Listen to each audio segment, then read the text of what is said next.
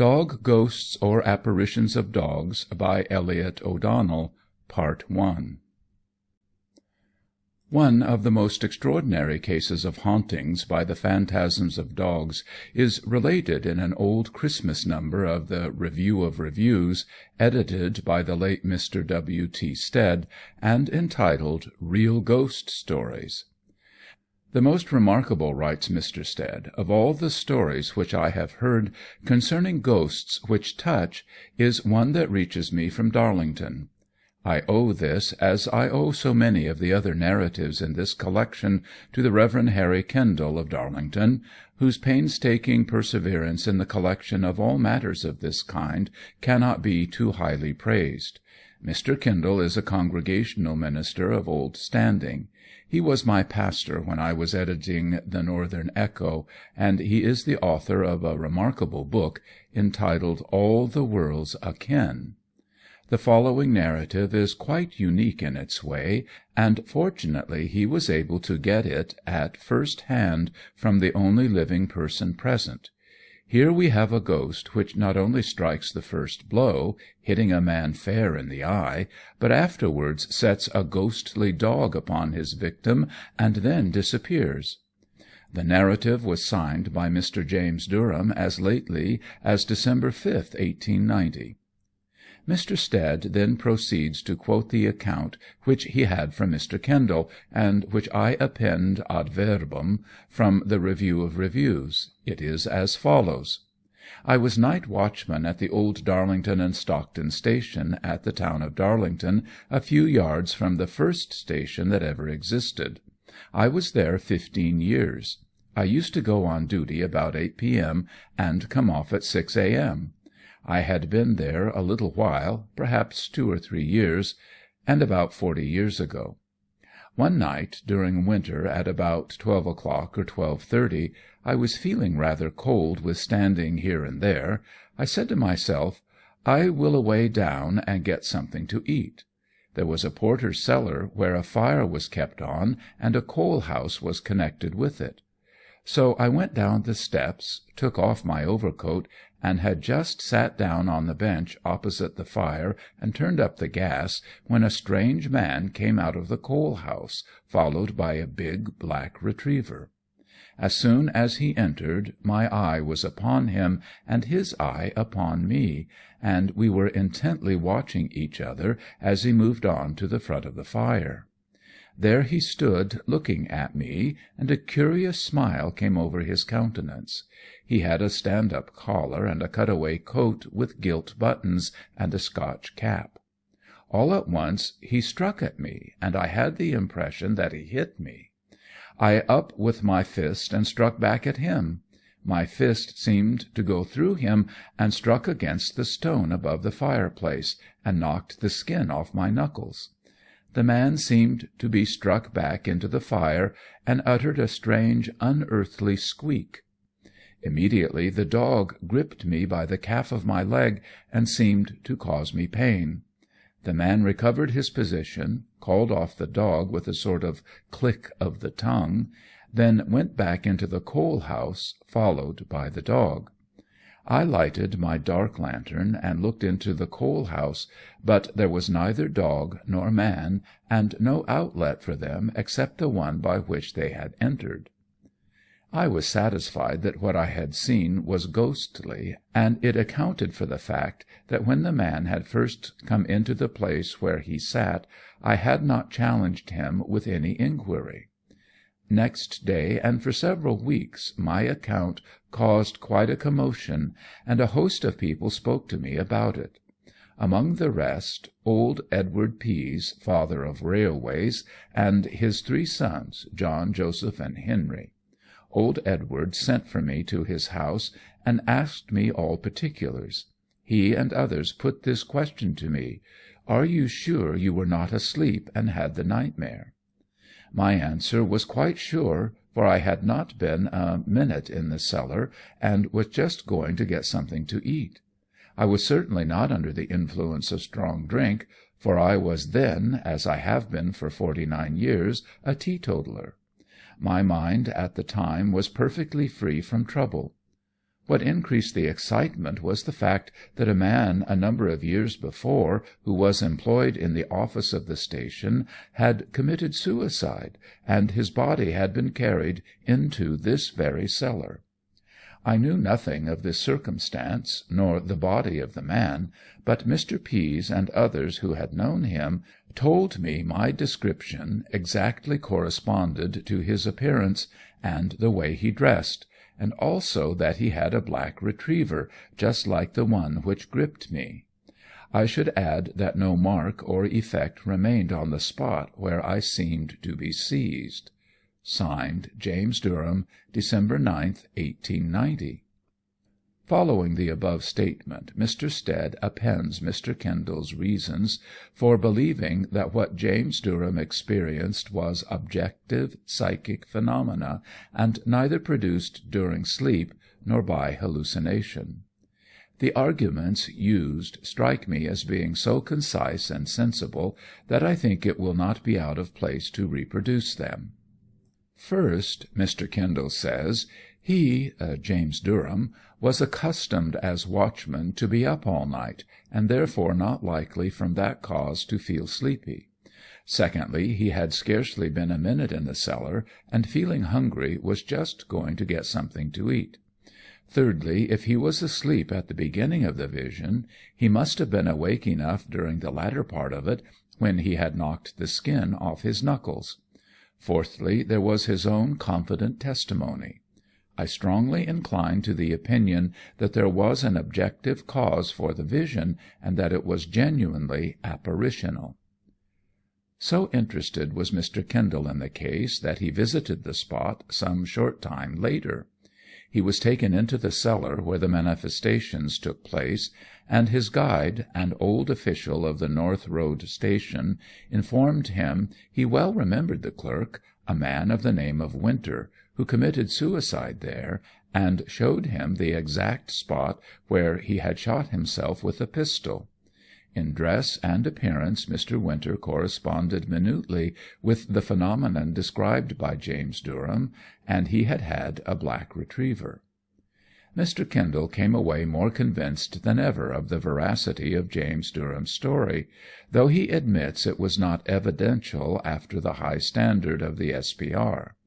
I do not know whether the S.P.R. published the case, and I certainly do not think Mr. Kendall need have minded if they did not, for after all there is no reason to suppose the judgment of the S.P.R. is always infallible. Mr. Stead does not comment on the apparition of the dog, which leads one to suppose cases of animal phantasms were by no means uncommon to him. The Grey Dog of House, Birmingham. According to a story current in the Midlands, a house in Birmingham, near the Roman Catholic Cathedral, was once very badly haunted. A family who took up their abode in it in the 80s complained of hearing all sorts of uncanny sounds, such as screams and sighs, coming from a room behind the kitchen. On one occasion the tenant's wife, on entering the sitting-room, was almost startled out of her senses at seeing, standing before the fireplace, the figure of a tall, stout man with a large grey dog by his side. What was so alarming about the man was his face. It was apparently a mere blob of flesh, without any features in it. The lady screamed out, whereupon there was a terrific crash, as if all the crockery in the house had been suddenly clashed on the stone floor, and a friend of the lady's, attracted to the spot by the noise, saw two clouds of vapour, one resembling a man and the other a dog, which, after hovering over the hearth for several seconds, finally dispersed altogether. A gas fitter, when working in the house, saw the same figure no less than 9 times, and so distinctly that he was able to give a detailed description of both the man and dog. The house seems to have been well known in Birmingham, and was certainly standing as recently as 1885. Many theories were advanced as to its history, the one gaining most credence being that it was occupied in 1829 by a man who supplied the medical students with human bodies. It was noticed at the time that many people who were seen to enter the house in the company of the owner were never seen to leave it, which accords well with the theory of resurrection men. No suggestion has been offered to account for the animal, which may very easily have been the phantom of the murderer's dog, or what is rather less likely, the dog of one of his numerous victims. Anyhow, explanation or no explanation, the fact remains the house was haunted in the manner described, and F. Gray, a Warwickshire chief constable, in his Recollections, published 1821, alludes to it. The dog in the cupboard. Miss Prettyman, whom I met some years ago in Cornwall, told me she once lived in a house in Westmoreland that was haunted by the apparition of a large dog, enveloped in a bluish glow which apparently emanated from within it. The dog, whilst appearing in all parts of the house, invariably vanished in a big cupboard at the back of the hall staircase. Miss Prettyman, her family, several of their visitors, and the servants all saw the same phantasm, and were perhaps more frightened by the suddenness of its advent than by its actual appearance. The theory was that it was the ghost of some dog that had been cruelly done to death, possibly by starvation, in the cupboard. How the ghost of a dog saved life. When I was a boy, an elderly friend of mine, Miss Lefanu, narrated to me an anecdote which impressed me much. It was to this effect. Miss Lefanu was walking one day along a very lonely country lane, when she suddenly observed an enormous Newfoundland dog following in her wake a few yards behind. Being very fond of dogs, she called out to it in a caressing voice and endeavoured to stroke it. To her disappointment, however, it dodged aside and repeated the manoeuvre every time she tried to touch it. At length, losing patience, she desisted and resumed her walk, the dog still following her. In this fashion they went on until they came to a particularly dark part of the road, where the branches of the trees almost met overhead, and there was a pool of stagnant, slimy water, suggestive of great depth. On the one side the hedge was high, but on the other there was a slight gap, leading into a thick spinney. Miss Lefanu never visited the spot alone after dusk, and had been warned against it even in the daytime. As she drew near to it, everything that she had ever heard about it flashed across her mind, and she was more than once on the verge of turning back, when the sight of the big friendly-looking dog plodding behind, reassuring her, she pressed on.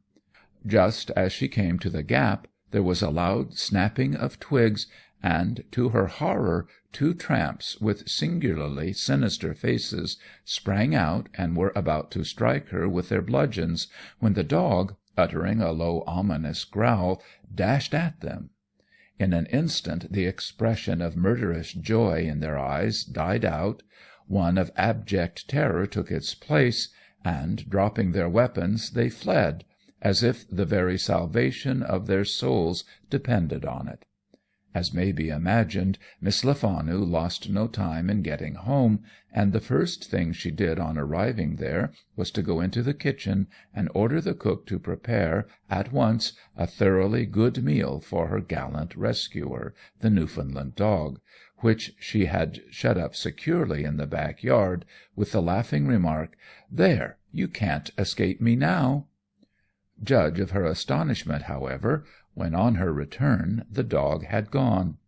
As the walls of the back yard were 12 feet high, and the doors had been shut all the while, no one having passed through them, it was impossible for the animal to have escaped, and the only interpretation that could possibly be put on the matter was that the dog was superphysical, a conclusion that was subsequently confirmed by the experiences of various other people. As the result of exhaustive inquiries, Miss Lefanu eventually learned that many years before, on the very spot where the tramps had leaped out on her, a pedlar and his Newfoundland dog had been discovered murdered. This story being true, then, there is one more link in the chain of evidence to show that dogs, as well as men, have spirits, and spirits that can, on occasion at least, perform deeds of practical service. A Precentor's Story. The late Mr. W. T. Stead, in his volume of Real Ghost Stories, narrates the following, which, by reason of its being witnessed by 3 people simultaneously, may be regarded as highly evidential. In reply to Mr. Stead's request to hear the anecdote, the precentor says, I quote him ad verbum: "I was walking about 9 years ago, one night in August, about 10 o'clock, and about half a mile from the house where we are now sitting. I was going along the public road between the hamlets of Mill of Haldane and Ballock.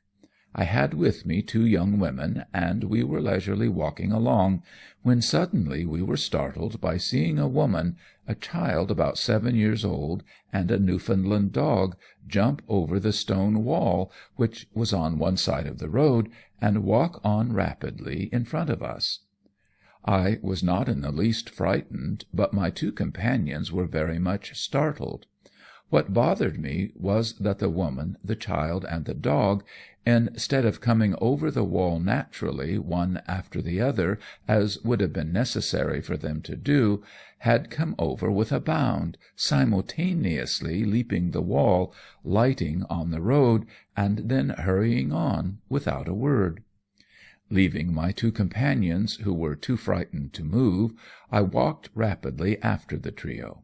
They walked on so quickly that it was with difficulty that I got up to them. I spoke to the woman. She never answered. I walked beside her for some little distance, and then suddenly the woman, the child, and the Newfoundland dog disappeared. I did not see them go anywhere. They simply were no longer there. I examined the road minutely, at the spot where they had disappeared, to see if it was possible for them to have gone through a hole in the wall on either side. But it was quite impossible for a woman and a child to get over a high dyke on either side. They had disappeared, and I only regret that I did not try to pass my stick right through their bodies to see whether or not they had any resistance. Finding they had none, I returned to my lady friends, who were quite unnerved, and who, with difficulty, were induced to go on to the end of their journey." One of his companions, Mr. Stead goes on to explain, who heard him tell the story at the time, corroborated the fact that it had made a great impression on those who had seen it. Nothing was ever ascertained as to any woman, child, or Newfoundland dog that had ever been in the district before. When they got to Ballock they inquired of the keeper of the bridge whether a woman, a child, and a dog had passed that way, but he had seen nothing. The apparition had disappeared as suddenly as it had appeared. Mr. Stead's article ends here. Of course, one can only surmise as to the nature of the phenomena. No member of the Psychical Research Society could do more, and in the absence of any authentic history of the spot where the manifestations occurred, such a surmise can be of little value. Since the phenomena were seen by 3 people at the same time, it is quite safe to assume they were objective, but it is impossible to lay down the law as to whether they were actual phantasms of the dead, of a woman, child, and Newfoundland dog, who had all 3 met with some violent end, or phantasms of 3 living beings who, happening to think of that locality at the same time, had projected their immaterial bodies there simultaneously. But whichever of these alternatives be true, the same thing holds good in either case, viz., that the Newfoundland dog had a spirit, and what applies to one dog should assuredly apply to the generality, if not indeed to all. Phantom dog seen on Sutter Fell. Miss Harriet Martineau, in her English Lakes, refers to certain strange phenomena seen from time to time on Sutter Fell. In 1745, for example, a Mr. Wren and his servant saw, simultaneously, a man and dog pursuing some horses along a razor-like ridge of rocks, on which it was obviously impossible for any ordinary being to gain a bare foothold, let alone walk. They watched the figures until the latter suddenly vanished, when Mr. Wren and his servant, thinking perhaps the man, dog, and horses had really fallen over the cliff, went to look for them. They searched elsewhere, but despite their vigilance nothing was to be found, and convinced at last that what they had seen was something superphysical, they came away mystified and, no doubt, somewhat frightened. There is no suggestion to make here other than the manifestations may have been the phantasms of a man, dog, and horses that at some former date had been killed, either accidentally or purposely, in or near that spot. The Jumping Ghost. Mr. George Sinclair, in his work Satan's Invisible World Discovered, gives a detailed account of hauntings in a house in Mary King's Close, Edinburgh. The house, at the time Mr. Sinclair writes, was occupied by Mr. Thomas Colthart, a law agent. Seated one afternoon at home reading, Mrs. Colthart was immeasurably startled at seeing, suspended in mid-air, gazing at her, the head of an old man. She uttered some sort of exclamation, most probably a cry, and the apparition at once vanished. Some nights later, when in bed, both she and her husband saw the same head, which was presently joined by the head of a child, and a long naked arm which tried to catch hold of them. On another occasion, a member of the Colthart family was greatly alarmed by the sudden appearance of a large dog, which leaped on the chair by her side, and as suddenly disappeared. Every effort was made to lay the ghosts. Ministers, and one knows how pious Scotch clergymen are, were called in, but their exhortations, instead of dispelling or even minimizing the phenomena, only increased them.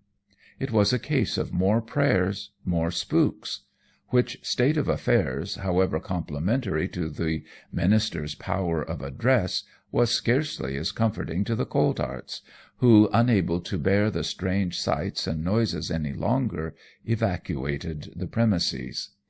As no other tenants could be found, the house was eventually pulled down, and a row of fine modern buildings now occupy the site. As the history of the place could never be traced with any degree of authenticity, one can do no more than speculate as to the cause of the disturbances, which I am inclined to think were due to the phantoms of people and animals that had once actually lived and died there. Dogs seen before a death. Mrs. Crowe, in her Night Side of Nature, mentions the case of a young lady named P., who saw a big black dog twice suddenly appear and disappear by her side immediately before the death of her mother. In The Unseen World, a story is also told of the phantasm of a big black dog appearing on the bed of a Cornish child, doomed to die shortly afterwards, the same dog invariably manifesting itself before the death of any member of the child's family. There are so many cases of a similar kind, one hears of them nearly everywhere one goes, that one is led to believe some of them, at least, must be true. There is no more reason to believe all ghost story-tellers are liars than there is to believe all parsons are liars, and this being so, additional proof is afforded of the continuation of the dog's life after death, for these family canine ghosts are more than probably the phantasms of dogs that once belonged to families, maybe centuries ago, and met their fate in some cruel and unnatural manner. A dog scared by a canine ghost. A friend of mine, Edward Morgan, had a terrier that was found one morning poisoned in a big stone kennel.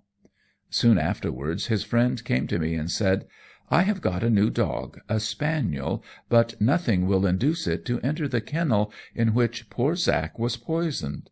Come and see." I did so, and what he said was true.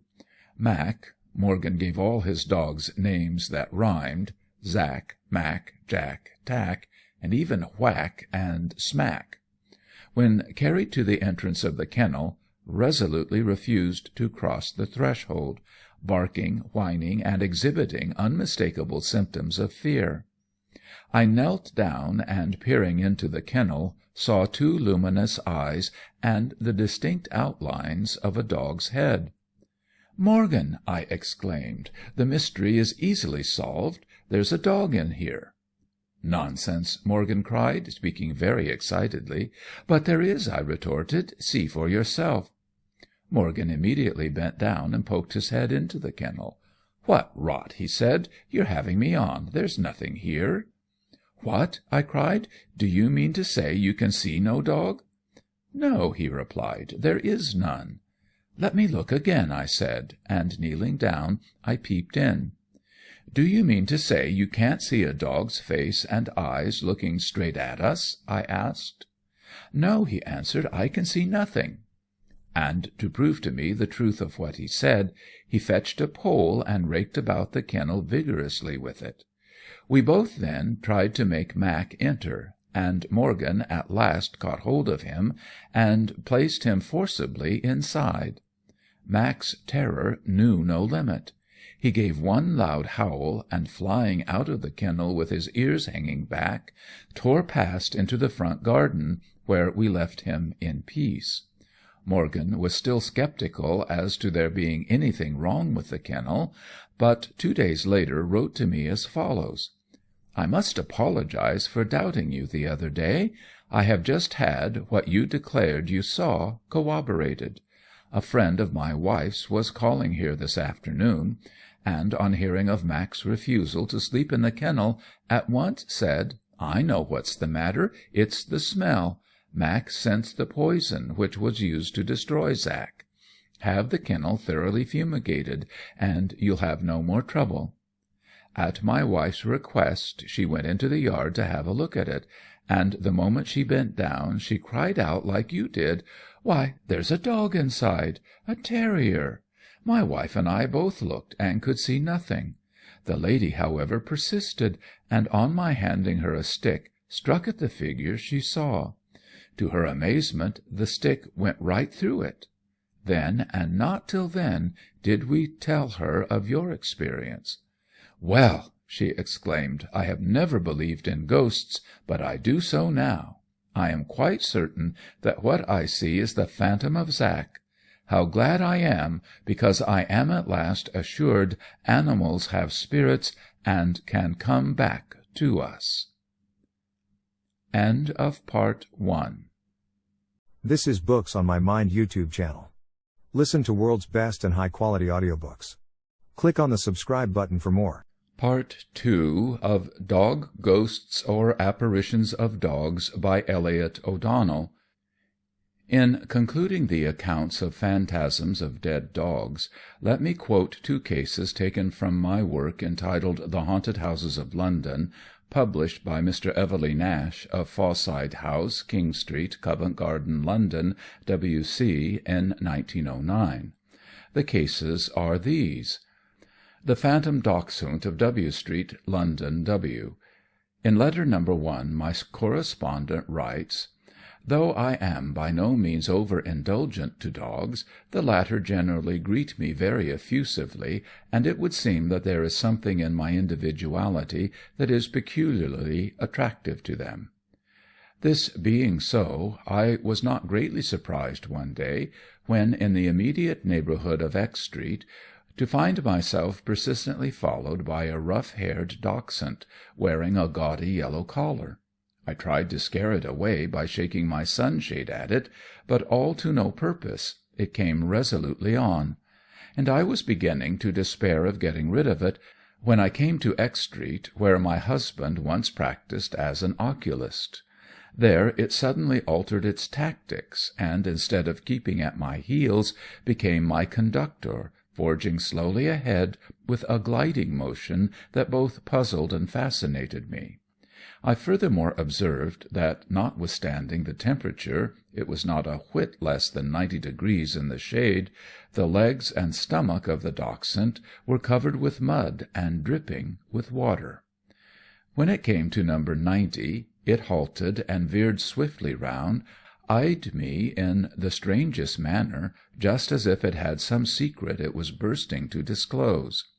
It remained in this attitude until I was within 2 or 3 feet of it, certainly not more, when to my unlimited amazement it absolutely vanished, melted away into thin air.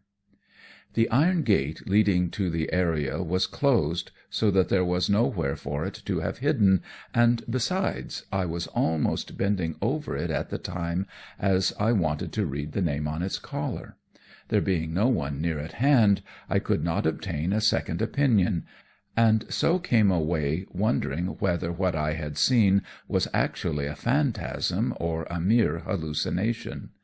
Number 90, I might add, judging by the brass plate on the door, was inhabited by a doctor with an unpronounceable foreign name, etc., etc.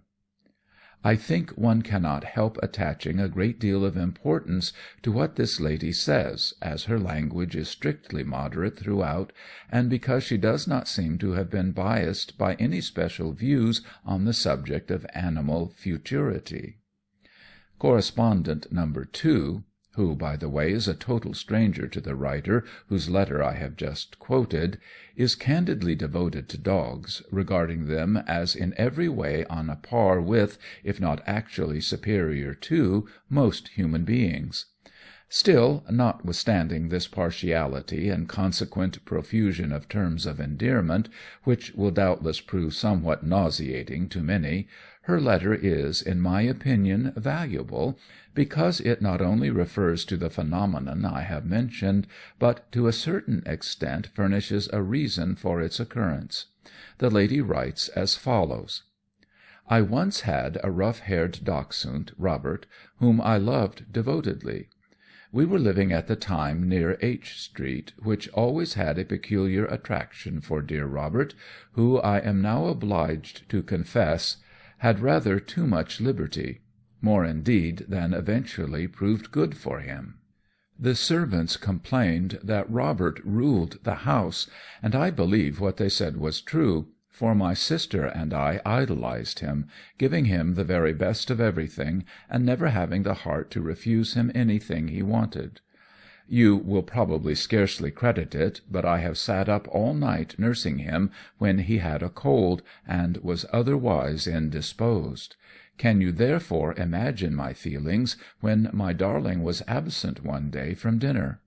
Such a thing had never happened before, for, fond of morning constitutionals as poor Robert was, he was always the soul of punctuality at meal times. Neither my sister nor I would hear of eating anything. Whilst he was missing, not a morsel did we touch, but, slipping on our hats and bidding the servants do the same, we scoured the neighbourhood instead. The afternoon passed without any sign of Robert, and when bedtime came (he always slept in our room), and still no signs of our pet, I thought we should both have gone mad. Of course we advertised, selecting the most popular and accordingly the most likely papers, and we resorted to other mediums too, but alas, it was hopeless. Our darling little Robert was irrevocably, irredeemably lost. For days we were utterly inconsolable, doing nothing but mope morning, noon, and night. I cannot tell you how forlorn we felt, nor how long we should have remained in that state but for an incident which, although revealing the terrible manner of his death, gave us every reason to feel sure we were not parted from him for all time, but would meet again in the great hereafter. It happened in this wise. I was walking along W Street one evening, when, to my intense joy and surprise, I suddenly saw my darling standing on the pavement a few feet ahead of me, regarding me intently from out of his pathetic brown eyes. A sensation of extreme coldness now stole over me, and I noticed, with something akin to a shock, that, in spite of the hot, dry weather, Robert looked as if he had been in the rain for hours. He wore the bright yellow collar I had bought him shortly before his disappearance, so that had there been any doubt as to his identity, that would have removed it instantly. On my calling to him, he turned quickly round, and with a slight gesture of the head, as if bidding me to follow, he glided forward. My natural impulse was to run after him, pick him up, and smother him with kisses; but try as hard as I could not diminish the distance between us, although he never appeared to alter his pace. I was quite out of breath by the time we reached H Street, where, to my surprise, he stopped at number 90, and, turning round again, gazed at me in the most beseeching manner. I can't describe that look. Suffice it to say that no human eyes could have been more expressive.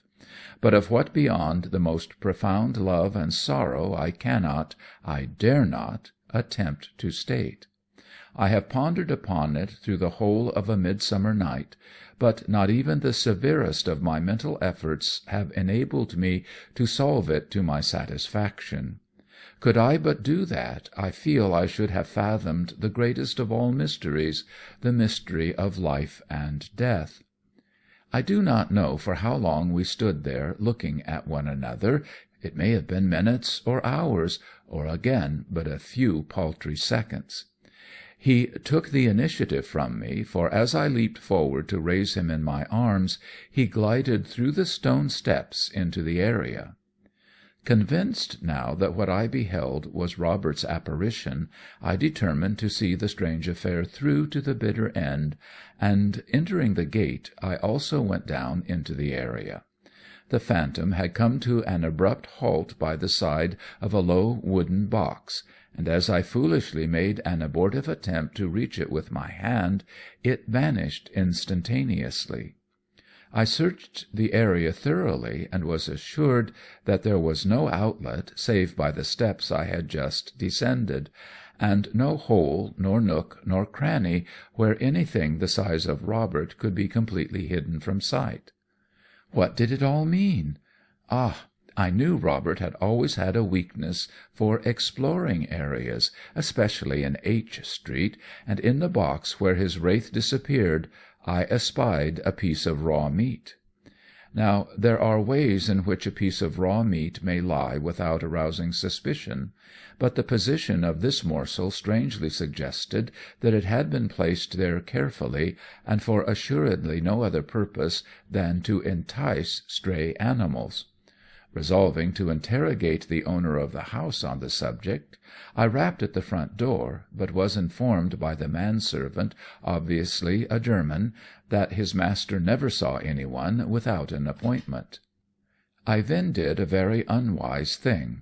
I explained the purpose of my visit to this man, who not only denied any knowledge of my dog, but declared the meat must have been thrown into the area by some passer-by.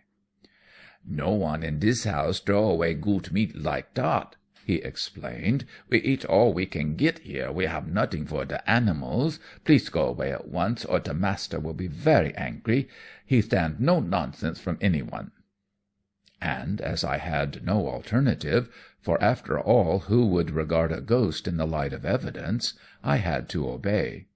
I found out, however, from a medical friend that number 90 was tenanted by Mr. K., an Anglo-German who was deemed a very clever fellow at a certain London hospital, where he was often occupied in vivisection.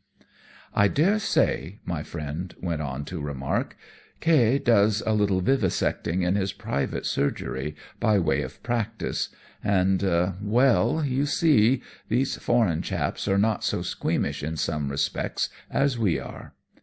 "But can't he be stopped?" I asked. "It is horrible, monstrous that he should be allowed to murder our pets." "You don't know for certain that he has," was the reply. "You only suppose so from what you say you saw, and evidence of that immaterial nature is no evidence at all. No, you can do nothing except to be extra careful in future, and if you have another dog, make him steer clear of number 90 H Street." I was sensible enough to see that he was right, and the matter dropped. I soon noticed one thing, however, namely that there were no more pieces of meat temptingly displayed in the box, so it is just possible K. got wind of my inquiries, and thought it policy to desist from his nefarious practices. Poor Robert! To think of him suffering such a cruel and ignominious death, and my being powerless to avenge it. Surely, if vivisection is really necessary, and the welfare of mankind cannot be advanced by any less barbarous system, why not operate on creatures less deserving of our love and pity than dogs, on creatures which, whilst being nearer allied to man in physiology and anatomy, are at the same time far below the level of brute creation in character and disposition? For example, why not experiment on wife-beaters and cowardly street ruffians, and, one might reasonably add, on all those pseudo-humanitarians who by their constant petitions to Parliament for the abolition of the lash encourage every form of blackguardism and bestiality? This concludes the letter of correspondent number 2, and with the sentiment in the closing paragraphs I must say I heartily agree, only I should like to add a few more people to the list. One other case of haunting of this type is taken from my same work. One All Hallow E'en, wrote a Mrs. Seebohm, I was staying with some friends in Hampstead, and we amused ourselves by working spells to commemorate the night. There is one spell in which one walks alone down a path sowing hemp seed and repeating some fantastic words, when one is supposed to see those that are destined to come into one's life in the near future. Eager to put this spell to the test, I went into the garden by myself, and walking boldly along a path, bordered on each side by evergreens, sprinkled hemp seed lavishly. Nothing happened. I was about to desist, when suddenly I heard a pattering on the gravel, and turning round I beheld an ugly little black and tan mongrel running towards me, wagging its stumpy tail. Not at all prepossessed with the creature, for my own dogs are pure-bred, and thinking it must have strayed into the grounds, I was about to drive it out, and had put down my hand to prevent it jumping on my dress, when, to my astonishment, it had vanished. It literally melted away into fine air beneath my very eyes. Not knowing what to make of the incident, but feeling inclined to attribute it to a trick of the imagination, I rejoined my friends. I did not tell them what had happened, although I made a memorandum of it in one of my innumerable notebooks. Within 6 months of this incident I was greatly astonished to find a dog, corresponding with the one I have just described, running about on the lawn of my house in Bath. How the animal got there was a complete mystery, and, what is stranger still, it seemed to recognize me, for it rushed towards me, frantically wagging its diminutive tail. I had not the heart to turn it away, as it seemed quite homeless, and so the forlorn little mongrel was permitted to make its home in my house, and a very happy home it proved to be. For 3 years all went well, and then the end came swiftly and unexpectedly. I was in Blackheath at the time, and the mongrel was in Bath. It was All Hallowe'en, but there was no hempseed sowing, for no one in the house but myself took the slightest interest in anything appertaining to the superphysical or mystical. 11 o'clock came, and I retired to rest, my bed being one of those antique four-posters hung with curtains that shine crimson in the ruddy glow of a cheerful fire. All my preparations complete, I had pulled back the hangings and was about to slip in between the sheets, when, to my unbounded amazement, what should I see sitting on the counterpane but the black and tan mongrel? It was he right enough. There could not be another such ugly dog, though, unlike his usual self, he evinced no demonstrations of joy. On the contrary, he appeared downright miserable. His ears hung, his mouth drooped, and his bleared little eyes were watery and sad. Greatly perplexed, if not alarmed, at so extraordinary a phenomenon, I nevertheless felt constrained to put out my hand to comfort him, when, as I had half anticipated, he immediately vanished. 2 days later I received a letter from Bath, and in a postscript I read that the mongrel (we never called it by any other name) had been run over and killed by a motor, the accident occurring on All Hallow-E'en, about 11 o'clock. Of course, my sister wrote, you won't mind very much, it was so extremely ugly, and, well, we were only too glad it was none of the other dogs.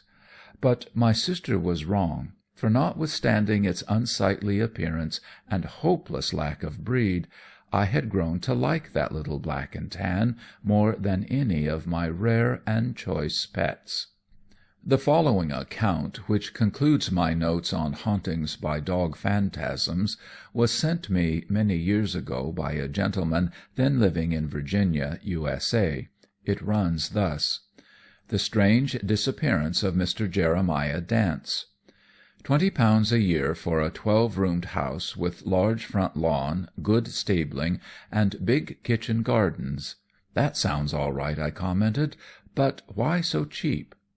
Well, the advertiser, Mr. Baldwin by name, a short, stout gentleman with keen, glittering eyes, replied, "Well, you see, it's a bit of a distance from the town, and most people prefer being nearer, like neighbours and all that sort of thing." "Like neighbours!" I exclaimed. "I don't. I've just seen about enough of them. Drains all right?" "Oh, yes, perfect." "Water?"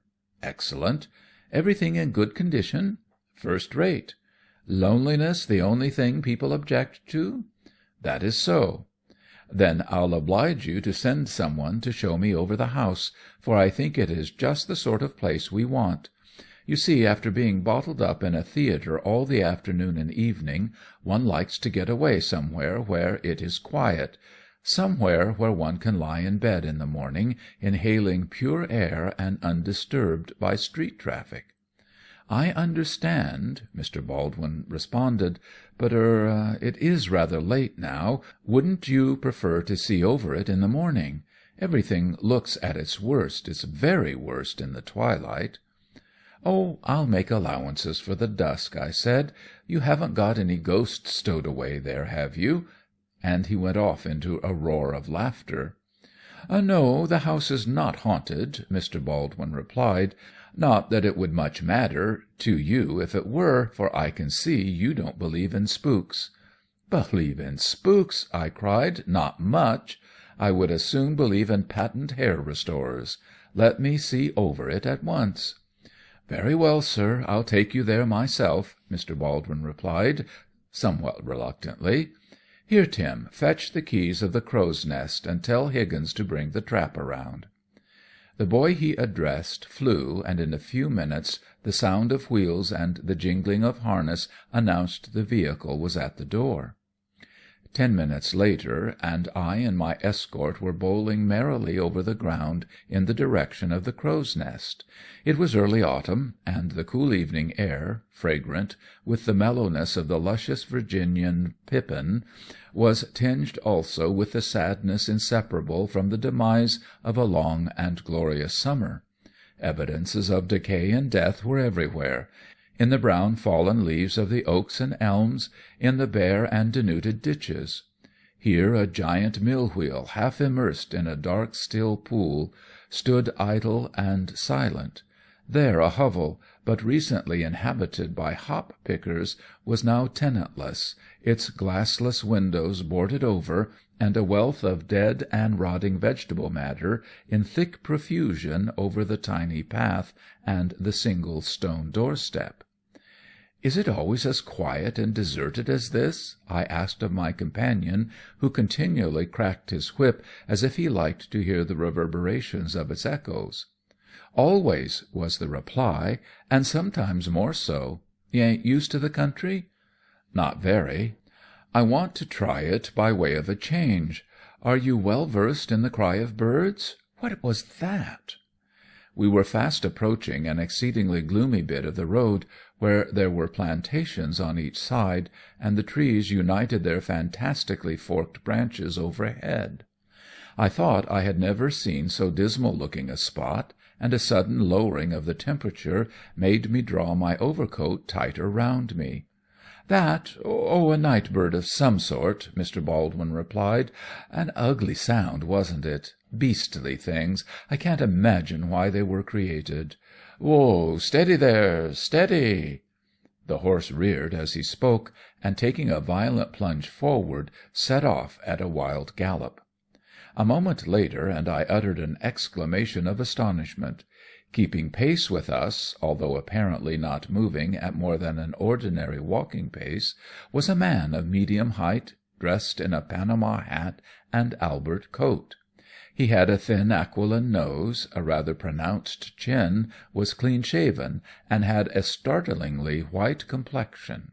By the side of him trotted two poodles, whose close-cropped skins showed out with remarkable perspicuity. "Who the deuce is he?" I asked, raising my voice to a shout on account of the loud clatter made by the horses' hoofs and the wheels. "Who? What?" Mr. Baldwin shouted in return. "Why, the man walking along with us." "Man? I see no man," Mr. Baldwin growled. I looked at him curiously. It may, of course, have been due to the terrific speed we were going, to the difficulty of holding in the horse, but his cheeks were ashy pale, and his teeth chattered. "Do you mean to say," I cried, "that you can see no figure walking on my side of the horse and actually keeping pace with it?" "Of course I can't," Mr. Baldwin snapped. "No more can you. It's an hallucination caused by the moonlight through the branches overhead. I've experienced it more than once." "Then why don't you have it now?" I queried. "Don't ask so many questions, please," Mr. Baldwin shouted. "Don't you see it is as much as I can do to hold the brute in? Heaven preserve us, we were nearly over that time." The trap rose high in the air as he spoke, and then dropped with such a jolt that I was nearly thrown off, and only saved myself by the skin of my teeth. A few yards more the spinney ceased, and we were away out in the open country, plunging and galloping as if our very souls depended on it. From all sides queer and fantastic shadows of objects, which certainly had no material counterparts in the moon-kissed sward of the rich ripe meadows, rose to greet us, and filled the lane with their black and white wavering, ethereal forms. The evening was one of wonders for which I had no name, wonders associated with an iciness that was far from agreeable. I was not at all sure which I liked best, the black Stygian tree-lined part of the road we had just left, or the wide ocean of brilliant moonbeams and streaked suggestions. The figures of the man and the dogs were equally vivid in each.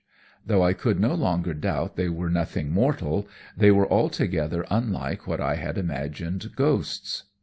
Like the generality of people who are psychic and who have never had an experience of the superphysical, my conception of a phantasm was a thing in white that made ridiculous groanings and still more ridiculous clankings of chains. But here was something different, something that looked, save perhaps for the excessive pallor of its cheeks, just like an ordinary man. I knew it was not a man, partly on account of its extraordinary performance. No man, even if running at full speed, could keep up with us like that. Partly on account of the unusual nature of the atmosphere, which was altogether indefinable, it brought with it. And also because of my own sensations, my intense horror, which could not, I felt certain, have been generated by anything physical. I cogitated all this in my mind as I gazed at the figure, and in order to make sure it was no hallucination, I shut first one eye and then the other, covering them alternately with the palm of my hand. The figure, however, was still there, still pacing along at our side with the regular swing of the born walker. We kept on in this fashion till we arrived at a rusty iron gate leading, by means of a weed-covered path, to a low 2-storied white house. Here the figures left us, and, as it seemed to me, vanished at the foot of the garden wall. End of Part 2. This is Books on My Mind YouTube channel. Part 3 of Dog Ghosts or Apparitions of Dogs by Elliott O'Donnell. "This is the house," Mr. Baldwin panted, pulling up with the greatest difficulty, the horse evincing obvious antipathy to the iron gate. "And these are the keys. I'm afraid you must go in alone, as I dare not leave the animal even for a minute." "Oh, all right," I said. "I don't mind, now that the ghost, or whatever you like to call it, has gone. I'm myself again." I jumped down, and, threading my way along the bramble-entangled path, reached the front door. On opening it, I hesitated. The big, old-fashioned hall, with the great frowning staircase leading to the gallery overhead, the many open doors showing naught but bare deserted boards within, the grim passages, all moonlit and peopled only with queer flickering shadows, suggested much that was terrifying. I fancied I heard noises like stealthy footsteps moving from room to room, and tiptoeing along the passages and down the staircase. Once my heart almost stopped beating as I saw what at first I took to be a white face peering at me from a far recess, but which I eventually discovered was only a daub of whitewash. And once again my hair all but rose on end when one of the doors at which I was looking swung open and something came forth.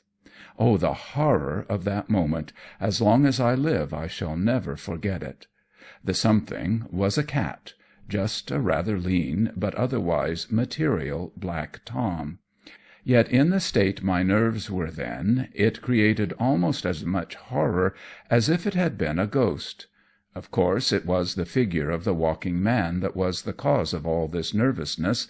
Had it not appeared to me, I should doubtless have entered the house with the utmost sang-froid, my mind set on nothing but the condition of the walls, drains, etc. As it was, I held back, and it was only after a severe mental struggle I summoned up the courage to leave the doorway and explore. Cautiously, very cautiously, with my heart in my mouth, I moved from room to room, halting every now and then in dreadful suspense, as the wind, soughing through across the open land behind the house, blew down the chimney and set the window frames jarring. At the commencement of one of the passages I was immeasurably startled to see a dark shape poke forward, and then spring hurriedly back, and was so frightened that I dared not advance to see what it was. Moment after moment sped by, and I still stood there, the cold sweat oozing out all over me, and my eyes fixed in hideous expectation on the blank wall. What was it? What was hiding there? Would it spring out at me if I went to see? At last, urged on by a fascination I found impossible to resist, I crept down the passage, my heart throbbing painfully, and my whole being overcome with the most sickly anticipations. As I drew nearer to the spot, it was as much as I could do to breathe, and my respiration came in quick jerks and gasps.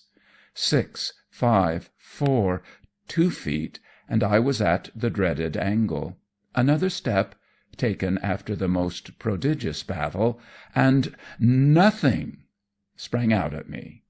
I was confronted only with a large piece of paper that had come loose from the wall, and flapped backwards and forwards each time the breeze from without rustled past it. The reaction from such an agony of suspense was so great that I leaned against the wall and laughed till I cried. A noise from somewhere away in the basement calling me to myself, I went downstairs and investigated. Again a shock, this time more sudden, more acute. Pressed against the window-pane of one of the front reception rooms was the face of a man, with corpse-like cheeks and pale, malevolent eyes. I was petrified, every drop of my blood was congealed. My tongue glued to my mouth, my arms hung helpless. I stood in the doorway and stared at it. This went on for what seemed to me an eternity. Then came a revelation. The face was not that of a ghost, but of Mr. Baldwin, who, getting alarmed at my long absence, had come to look for me. We left the premises together. All the way back to the town I thought, should I or should I not take the house? Seen as I had seen it, it was a ghoulish-looking place, as weird as a Paris catacomb, but then daylight makes all the difference. Viewed in the sunshine, it would be just like any other house, plain bricks and mortar. I liked the situation. It was just far enough away from a town to enable me to escape all the smoke and traffic, and near enough to make shopping easy. The only obstacles were the shadows, the strange, enigmatical shadows I had seen in the hall and passages, and the figure of the walker. Dare I take a house that knew such visitors? At first I said no, and then yes. Something, I could not tell what, urged me to say yes. I felt that a very grave issue was at stake, that a great wrong connected in some manner with the mysterious figure awaited righting, and that the hand of fate pointed at me as the one and only person who could do it. "Are you sure the house isn't haunted?" I demanded, as we slowly rolled away from the iron gate, and I leaned back in my seat to light my pipe. "Haunted?" Mr. Baldwin scoffed. "Why, I thought you didn't believe in ghosts, laughed at them." "No more I do believe in them," I retorted, "but I have children, and we know how imaginative children are.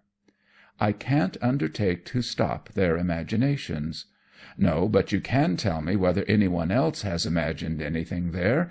Imagination is sometimes very infectious." "As far as I know, then, no. Leastways, I have not heard tell of it." "Who was the last tenant?" "Mr. Jeremiah Dance." "Why did he leave?" "How do I know? Got tired of being there, I suppose." "How long was he there?" "Nearly 3 years." "Where is he now?" "That's more than I can say. Why do you wish to know?" "Why?" I repeated. "Because it is more satisfactory to me to hear about the house from some one who has lived in it. Has he left no address?" "Not that I know of, and it's more than 2 years since he was here." "What? The house has been empty all that time?"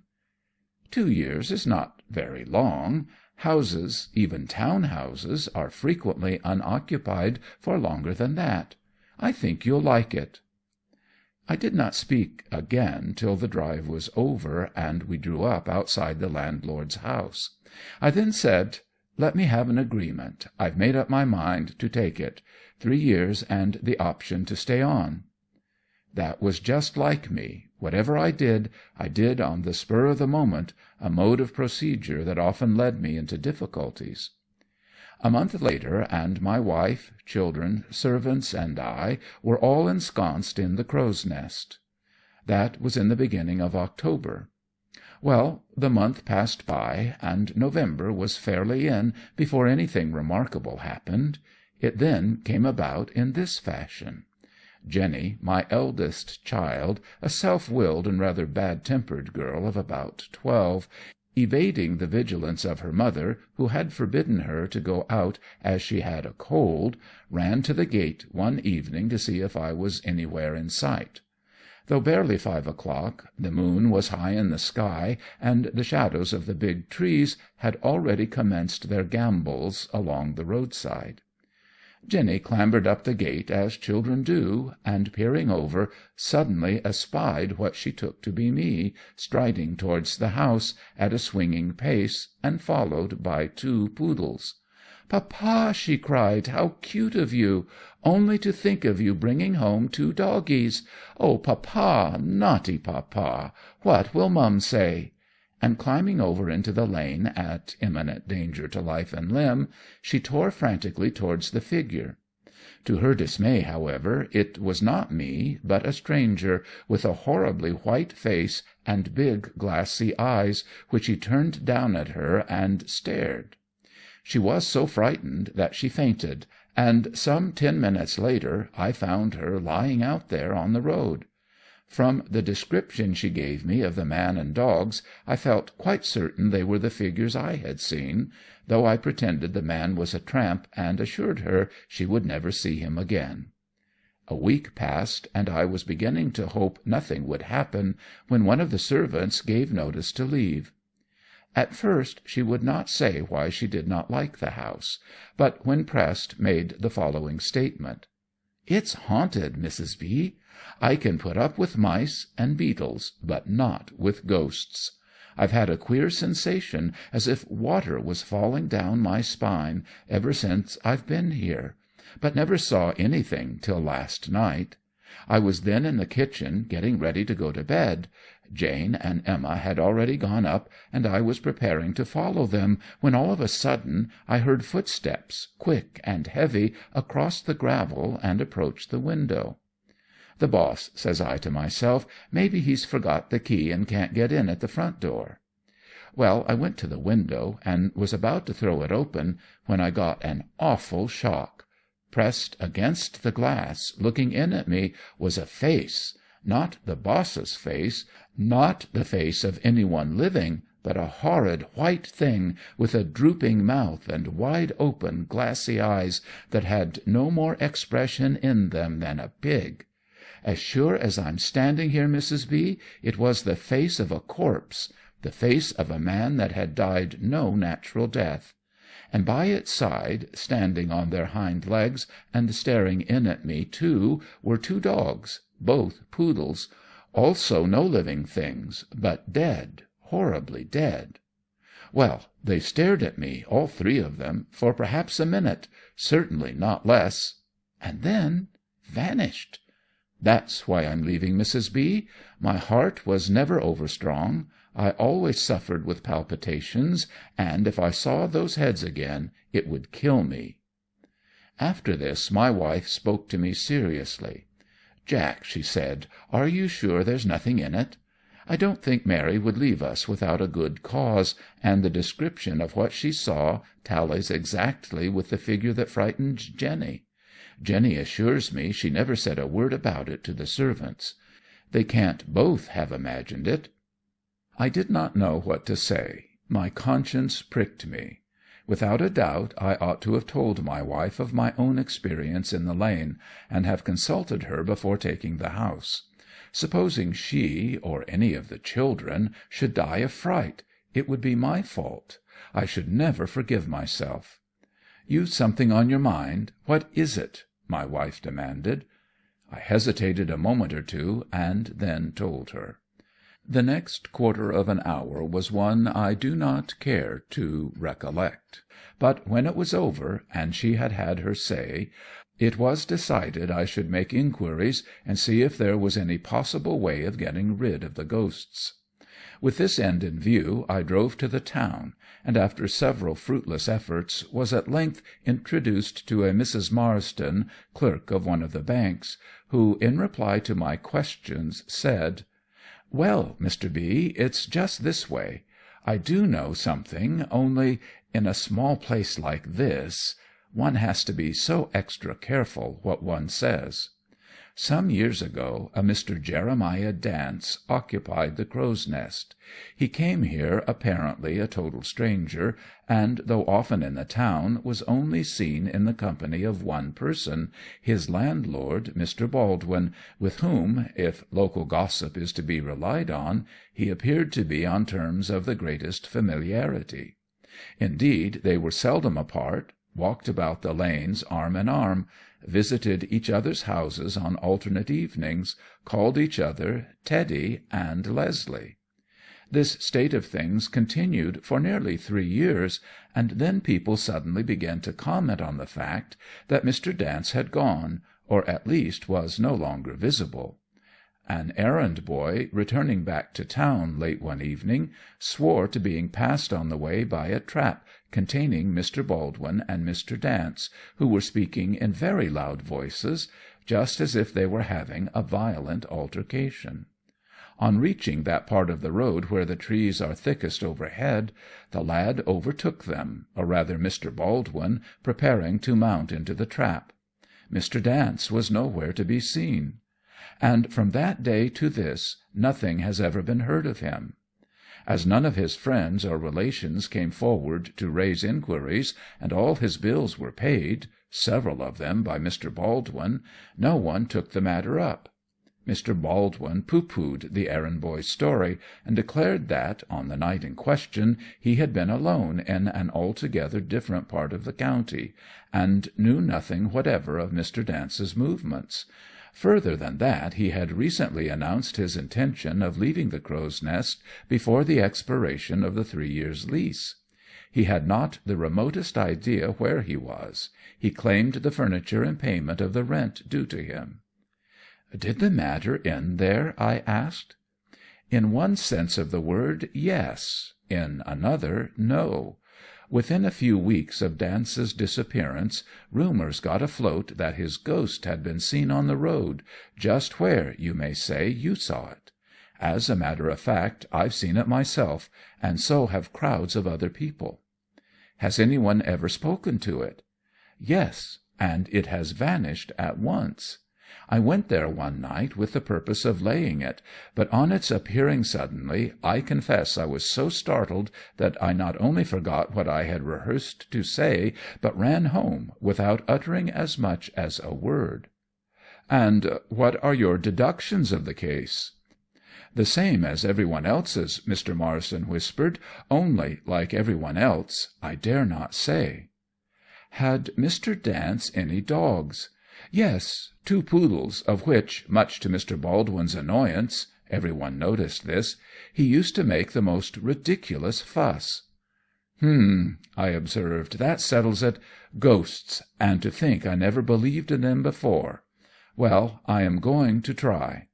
"Try what?" Mr. Marsden said, a note of alarm in his voice. "Try laying it. I have an idea I may succeed." "I wish you luck, then. May I come with you?" "Thanks, no," I rejoined. "I would rather go there alone." I said this in a well-lighted room, with the hum of a crowded thoroughfare in my ears. 20 minutes later, when I had left all that behind, and was fast approaching the darkest part of an exceptionally dark road, I wished I had not. At the very spot where I had previously seen the figures, I saw them now. They suddenly appeared by my side, and though I was going at a great rate, for the horse took fright, they kept easy pace with me. Twice I essayed to speak to them, but could not ejaculate a syllable through sheer horror, and it was only by nerving myself to the utmost, and forcing my eyes away from them, that I was able to stick to my seat and hold on to the reins. On and on we dashed, until trees, road, sky, universe were obliterated in one blinding whirlwind that got up my nostrils, choked my ears, and deadened me to everything, save the all-terrorizing instinctive knowledge that the figures by my side were still there, stalking along as quietly and leisurely as if the horse had been going at a snail's pace. At last, to my intense relief, for never had the ride seemed longer, I reached the Crow's Nest, and as I hurriedly dismounted from the trap, the figures shot past me and vanished. Once inside the house, and in the bosom of my family, where all was light and laughter, courage returned, and I upbraided myself bitterly for this cowardice. I confessed to my wife, and she insisted on accompanying me the following afternoon, at twilight, to the spot where the ghost appeared to originate. To our intense dismay, we had not been there more than 3 or 4 minutes before Dora, our youngest girl, a pretty, sweet-tempered child of 8, came running up to us with a telegram, which one of the servants had asked her to give us. My wife, snatching it from her and reading it, was about to scold her severely, when she suddenly paused, and clutching hold of the child with one hand, pointed hysterically at something on one side of her with the other. I looked, and Dora looked, and we both saw, standing erect and staring at us, the spare figure of a man, with a ghastly white face and dull, lifeless eyes, clad in a Panama hat, Albert coat, and small patent leather boots. Beside him were 2 glossy, abnormally glossy, poodles. I tried to speak, but as before was too frightened to articulate a sound, and my wife was in the same plight. With Dora, however, it was otherwise, and she electrified us by going up to the figure and exclaiming, "Who are you? You must feel very ill to look so white. Tell me your name."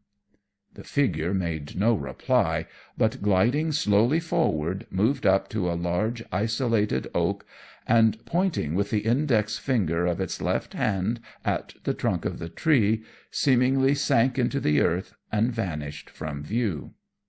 For some seconds every one was silent, and then my wife exclaimed, "Jack, I shouldn't wonder if Dora hasn't been the means of solving the mystery. Examine the tree closely." I did so. The tree was hollow, and inside it were 3 skeletons. Here followed an extract from a local paper.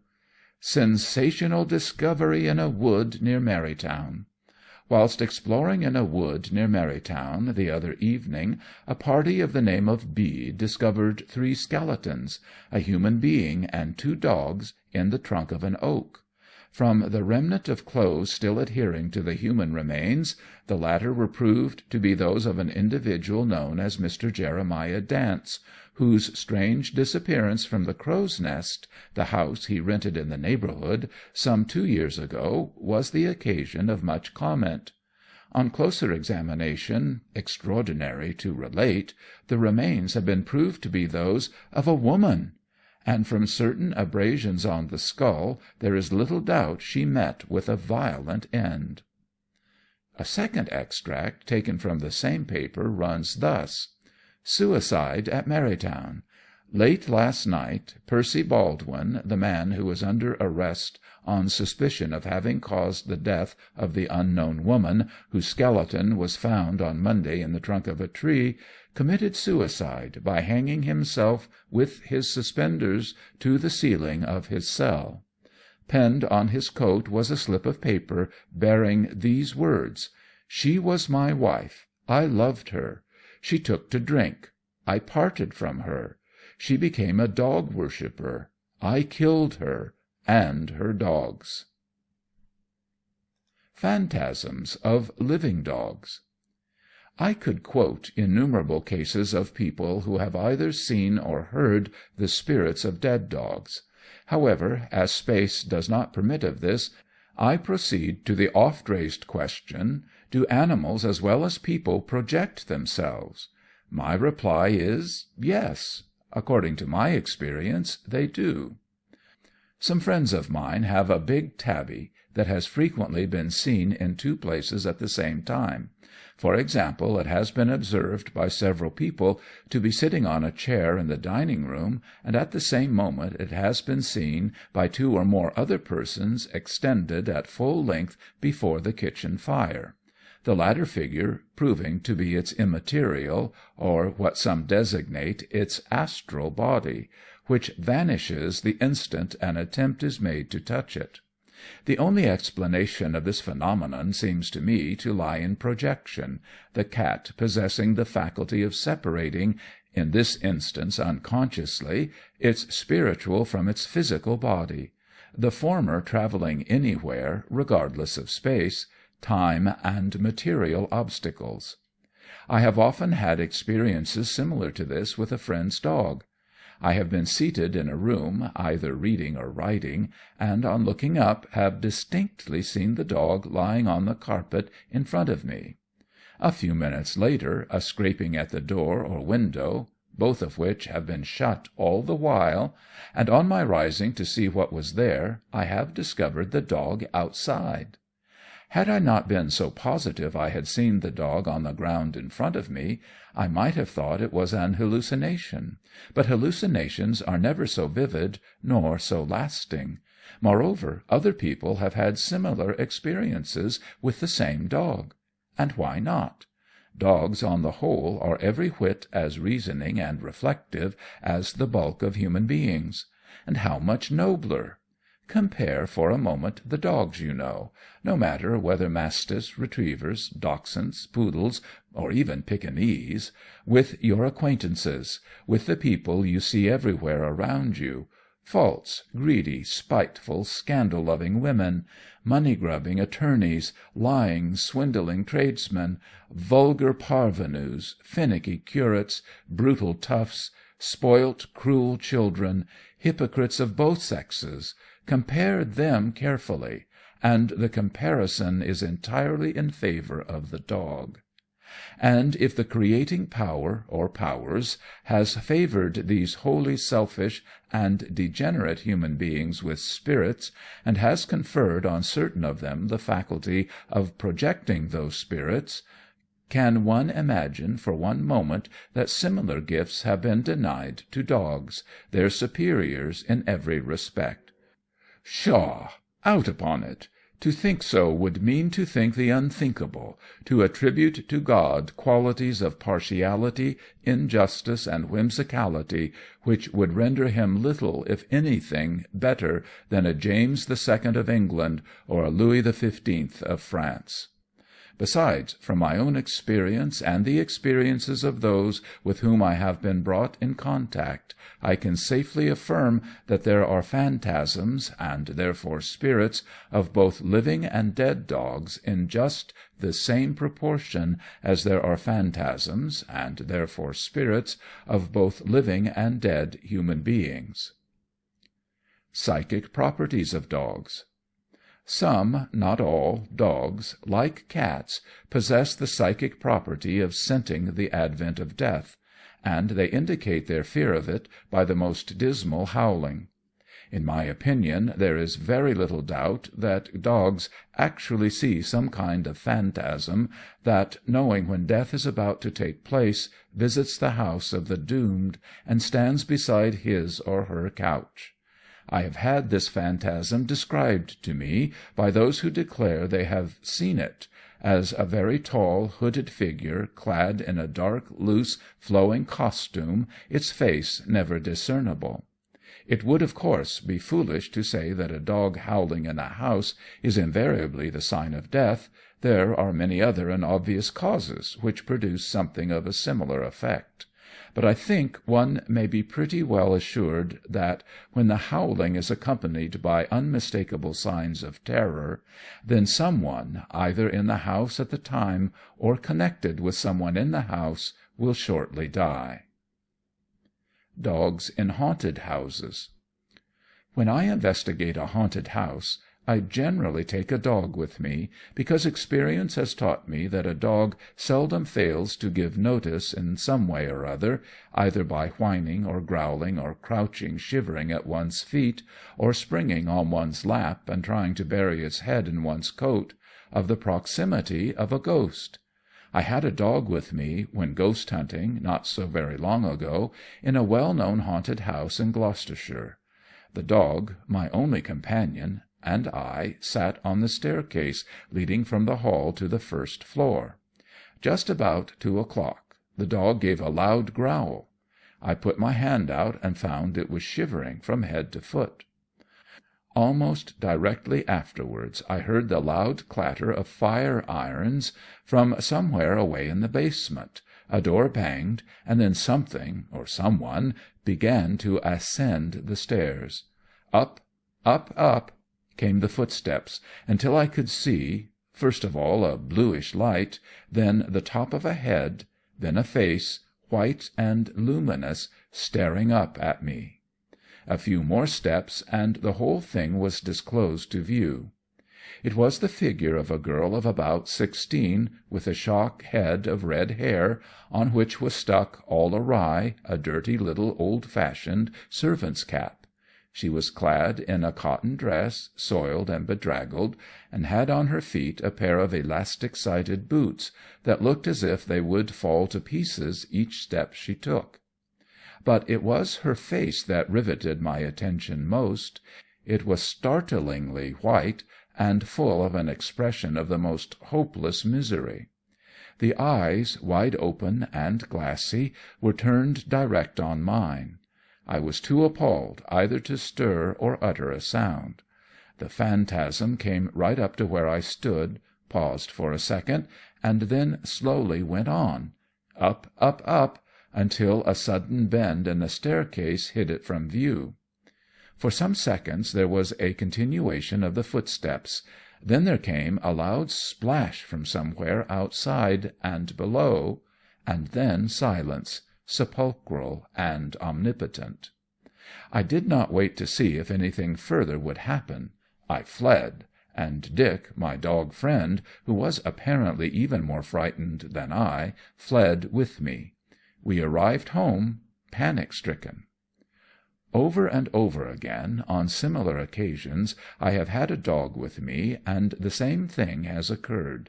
The dog has made some noise indicative of great fear, remaining in a state of stupor during the actual presence of the apparition.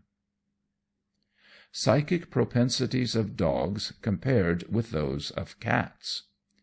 Though dogs are, perhaps, rather more alarmed at the unknown than cats, I do not think they have a keener sense of its proximity. Still, for the very reason that they show greater, more unmistakable indications of fear, they make surer psychic barometers. The psychic faculty of scent in dogs would seem to be more limited than that in cats. For whereas cats cannot only detect the advent and presence of pleasant and unpleasant phantoms by their smells, few dogs can do more than detect the approach of death. Dogs make friends nearly, if not quite, as readily with cruel and brutal people as with kind ones, simply because they cannot, so easily as cats, distinguish by their scent the unpleasant types of spirits cruel and brutal people attract. In all probability they are not even aware of the presence of such spirits. It would seem, on the face of it, that since dogs are, on the whole, of a gentler disposition than cats, that is to say, not quite so cruel and savage, the phantasms of dogs would be less likely to be earthbound than those of cats. But then one must take into consideration the other qualities of the two animals, and when these are put in the balance, one may find little to choose, morally, between the cat and the dog. Anyhow, after making allowance for the fact that many more cats die unnatural deaths than dogs, there would seem to be small numerical difference in their hauntings, cases of dog ghosts appearing to be just as common as cases of cat ghosts. End of Part 3. This is Books on My Mind YouTube channel. Part 4 of Dog Ghosts or Apparitions of Dogs by Elliott O'Donnell. Apropos of phantom dogs, my friend Dr. G. West writes to me thus: Of the older English universities, many stories are told of bizarre happenings, of duels, raggings, suicides, and such like, in olden times. But of Kay, venerable illustrious Kay of Ireland, few and far between are the accounts of similar occurrences. This is one, however, and it deals with the phantom of a dog. One evening towards the end of the 18th century, John Kelly, a dean of the college, extremely unpopular on account of his supposed harsh treatment of some of the undergraduates, was about to commence his supper, when he heard a low whine, and looking down, saw a large yellow dog cross the floor in front of him and disappear immediately under the full-length portrait that hung over the antique chimney-piece. Something prompting him, he glanced at the picture. The eyes that looked into his blinked. "It must be the result of an overtaxed brain," he said to himself. "Those rascally undergraduates have got on my nerves." He shut his eyes, and, reopening them, stared hard at the portrait. It was not a delusion. The eyes that gazed back at him were alive, alive with the spirit of mockery. They smiled, laughed, jeered. And as they did so, the knowledge of his surroundings was brought forcibly home to him. The room in which he was seated was situated at the end of a long, cheerless stone passage in the western wing of the college. Away from all the other rooms of the building, it was absolutely isolated, and had long borne the reputation of being haunted by a dog which was said to appear only before some catastrophe. The Dean had hitherto committed the story to the category of fables; but now, as he sat all alone in that big silent room, lit only with the reddish rays of a fast-setting August sun, and stared into the gleaming eyes before him, he was obliged to admit the extreme probability of spookdom. Never before had the college seemed so quiet. Not a sound, not even the creaking of a board or the far-away laugh of a student, common enough noises on most nights, fell on his ears. The hush was omnipotent, depressing, unnerving. He could only associate it with the supernatural. Though he was too fascinated to remove his gaze from the thing before him, he could feel the room fill with shadows, and feel them steal through the half-open windows, and, uniting with those already in the corners, glide noiselessly and surreptitiously towards him.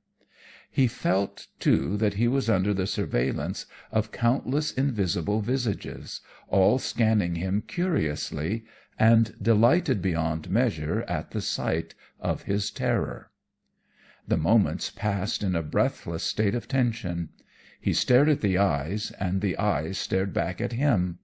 Once he endeavoured to rise, but a dead weight seemed to fall on his shoulders and hold him back; and twice when he tried to speak, to make some sound, no matter what, to break the appalling silence, his throat closed as if under the pressure of cruel, relentless fingers.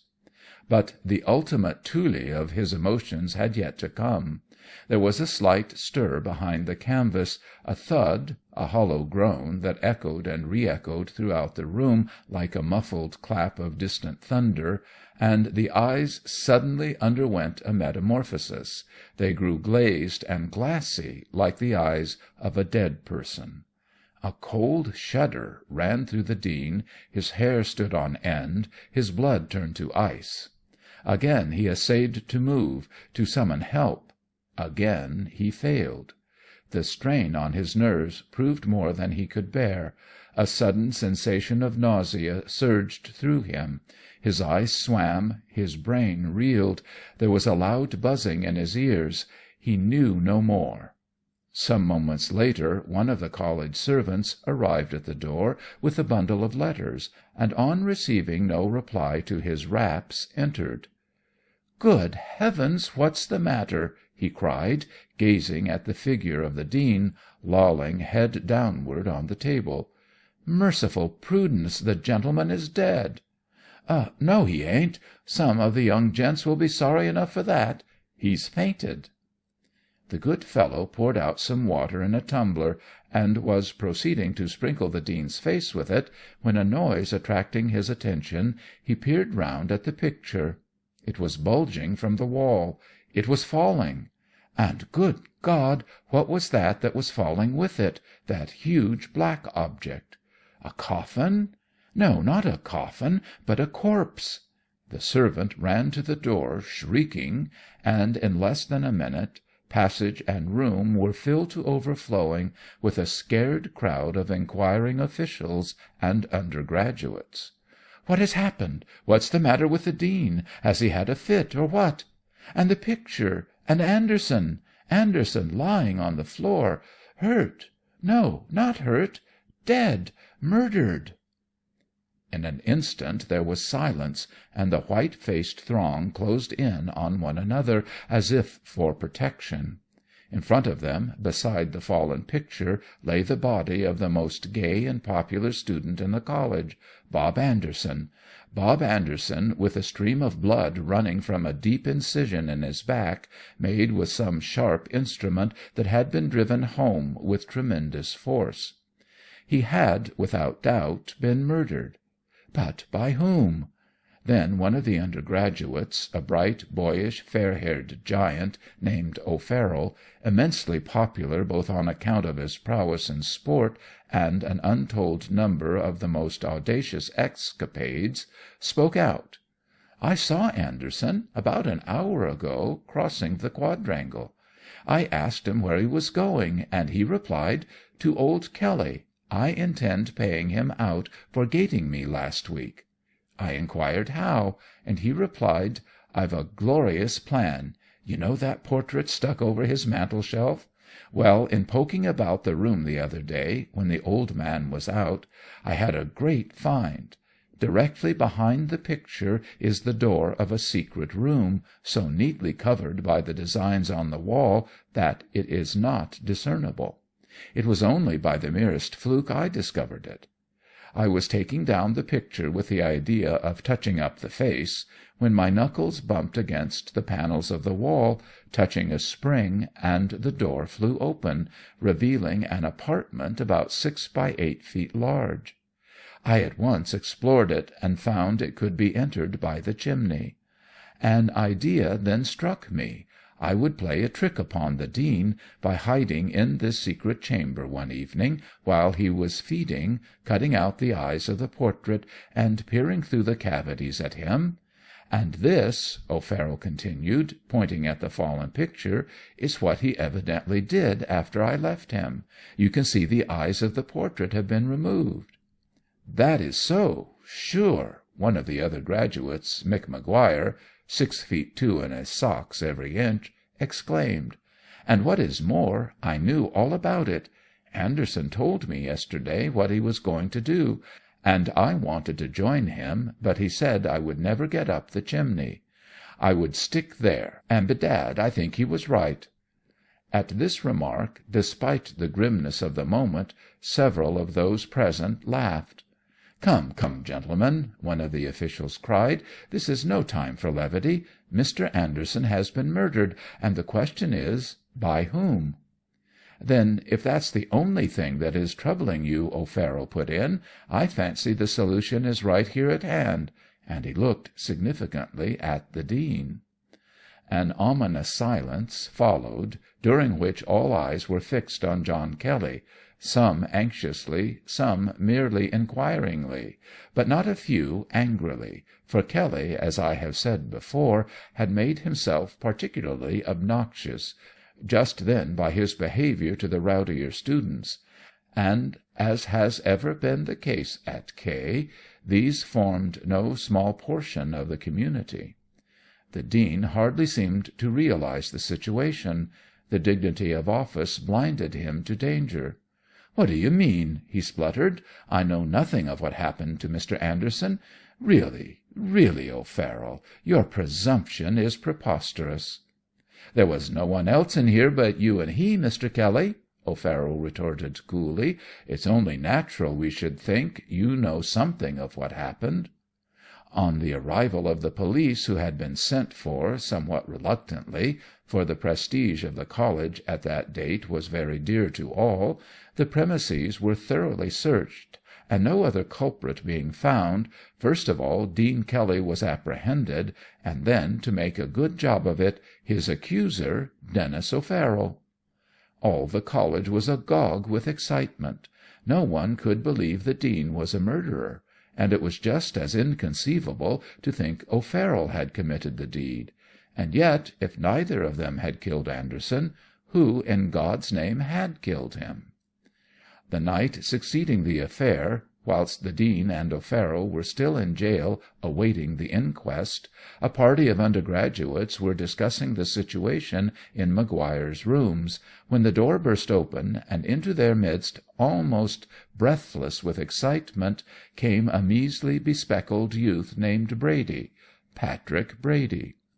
"I'm awfully sorry to disturb you fellows," he stammered, but there have been odd noises just outside my room all the evening, and have just seen a queer kind of dog that vanished, God knows how. Well, you will call me an ass, of course, but I'm afraid to stay there alone, and that's the long and short of it." "Begorra!" Maguire exclaimed. "It can't be poor Bob's ghost already." "What sort of noises were they?"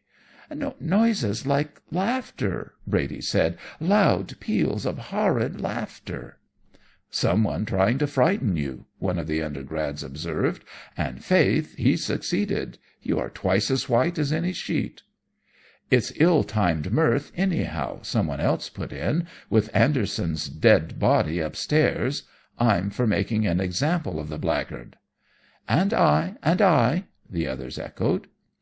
A general movement followed, and headed by Brady, the procession moved to the north wing of the college.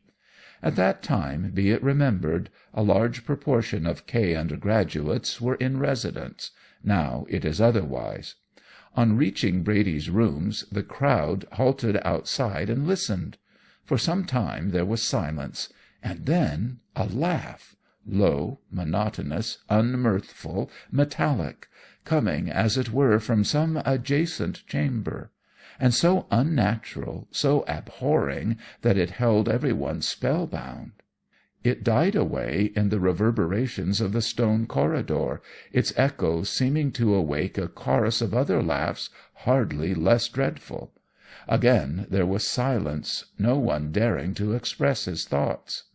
Then, as if by common consent, all turned precipitately into Brady's room and slammed the door. "That is what I heard," Brady said. "What does it mean?" "Is it the meaning of it you're wanting to know?" Maguire observed. "Sure 'tis the devil, for no one but him could make such a noise. I've never heard the like of it before. Who has the rooms on either side of you?" "These?" Brady replied, pointing to the right. "No one. They were vacated at Easter, and are being repainted and decorated. These on the left? Dobson, who is, I happen to know, at the present moment in County Mayo. He won't be back till next week." "Then we can search them," a student called Hartnell intervened. "To be sure we can," Brady replied, "but I doubt if you'll find anyone." A search was made, and Brady proved to be correct. Not a vestige of anyone was discovered. Much mystified, Maguire's party was preparing to depart, when Hartnell, who had taken the keenest interest in the proceedings, suddenly said, "Who has the rooms over yours, Brady? Sound, as you know, plays curious tricks, and it is just as likely as not that laugh came from above." "Oh, I don't think so," Brady answered. "The man overhead is Belton, a very decent sort. He is going in for his final shortly, and is sweating fearfully hard at present. We might certainly ask him if he heard the noise." The students agreeing, Brady led the way upstairs, and in response to their summons, Belton hastily opened the door. He was a typical bookworm, thin, pale, and rather emaciated, but with a pleasant expression in his eyes and mouth that all felt was reassuring. "Hello!" he exclaimed. "It isn't often I'm favoured with a surprise party of this sort. Come in." And he pressed them so hard that they felt constrained to accept his hospitality. And before long were all seated round the fire, quaffing whisky and puffing cigars, as if they meant to make a night of it. At 2:00 some one suggested that it was high time they thought of bed, and Belton rose with them. "Before we turn in, let's have another search," he said. "It's strange you should all hear that noise except me, unless, of course, it came from below." "But there is nothing under me," Brady remarked, "except the dining hall." "Then let's search that," Belton went on. "We ought to make a thorough job of it now we've once begun. Besides, I don't relish being in this lonely place with that laugh knocking around any more than you do." He went with them, and they completely overhauled the ground floor, hall, dining room, studies, passages, vestibules, everywhere that was not barred to them. But they were no wiser at the end of their search than at the beginning. There was not the slightest clue as to the author of the laugh. On the morrow there was a fresh shock. One of the college servants, on entering Mr. Maguire's room to call him, found that gentleman half dressed and lying on the floor. Terrified beyond measure, the servant bent over him and discovered he was dead, obviously stabbed with the same weapon that had put an end to Bob Anderson. The factotum at once gave the alarm. Everyone in the college came trooping to the room, and for the second time within 3 days a general hue and cry was raised. All again to no purpose. The murderer had left no traces as to his identity. However, one thing at least was established, and that was the innocence of Dean Kelly and Dennis O'Farrell. They were both liberated. Then Hartnell, who seems to have been a regular Sherlock Holmes, got to work in grim earnest. On the floor in Maguire's room he picked up a diminutive silver-topped pencil, which had rolled under the fender and had so escaped observation. He asked several of Maguire's most intimate friends if they remembered seeing the pencil case in Maguire's possession, but they shook their heads. He inquired in other quarters too, but with no better result, and finally resolved to ask Brady, who belonged to quite a different set from himself.